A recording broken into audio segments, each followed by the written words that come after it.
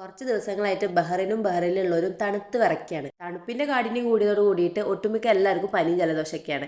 അക്കൂട്ടത്തിൽ ഞാനുണ്ട്. എനിക്കാണെങ്കിൽ തുമ്മലും ചുമയും തൊണ്ടവേദനയും പനിയൊക്കെ ആയിട്ട് ഒരാഴ്ചയായിട്ട് കഷ്ടപ്പാട് അനുഭവിക്കുകയാണ്. സമയാസമയത്ത് മരുന്ന് കഴിക്കലും ആവി പിടിക്കലും ചുക്ക് കാപ്പി പിടിക്കലൊക്കെ നടക്കുന്നുണ്ടെങ്കിലും അങ്ങോട്ട് ഭേദമാവണില്ല. ഇന്നത്തെ ദിവസമാണെങ്കിൽ രാവിലെ മുതലേ മഴയാണ്. ചൂട് തുടങ്ങുന്നതിന് മുന്നോടിയായിട്ടുള്ള മഴയാണോ ആവോ. നല്ല പനിയും ബോഡി പെയിനൊക്കെ ആയിരുന്നുകൊണ്ട് ക്ലീനിങ് ഉൾപ്പെടെ ചെയ്യണമെന്ന് വിചാരിച്ച പല പണികളും പെൻഡിങ് ആണ്. കുറേശ്ശെ ഞാൻ അതൊക്കെ ചെയ്ത് തീർക്കണം. എല്ലാം കൂടി ഒരുമിച്ചെടുക്കൽ എന്തായാലും നടക്കൂല. ഏലക്കപ്പൊടിയും കുരുമുളക് പൊടിയും ഒക്കെ തീർന്നിരിക്കട്ടോ. അപ്പോൾ അതൊക്കെ പൊടിക്കാൻ വേണ്ടിയിട്ട് ഏലക്കയും കുരുമുളകൊക്കെ വാങ്ങിച്ചിട്ട് കുറച്ച് ദിവസമായി ഇതുവരെ പൊടിച്ചിട്ടുണ്ടായിരുന്നു. അപ്പോൾ ഇന്ന് ഞാൻ അതൊക്കെ ഒന്ന് പൊടിച്ച് സെറ്റാക്കി റീസ്റ്റോക്ക് ചെയ്ത് വെക്കാമെന്ന് വിചാരിച്ചു. അങ്ങനെ അതൊക്കെ പൊടിച്ച് റീസ്റ്റോക്ക് ചെയ്ത് വെച്ചതിന് ശേഷം ഇപ്പോൾ കുറച്ച് ദിവസമായിട്ട് പനിക്കും തൊണ്ടവേദനയ്ക്കൊക്കെ ഒരു ശമനം കിട്ടാൻ വേണ്ടിയിട്ട് ഞാൻ മഞ്ഞപ്പൊടികൾ ഉണ്ടാക്കി കുടിക്കലുണ്ട് കേട്ടോ. ഇത് ഈ പനിയും ബോഡി പെയിനും ജലദോഷം തൊണ്ടവേദനയൊക്കെ ഉണ്ടാകുമ്പോൾ മാത്രമല്ല നമ്മുടെ പീരീഡ്സ് പെയിനും ബെസ്റ്റാണ് കേട്ടോ.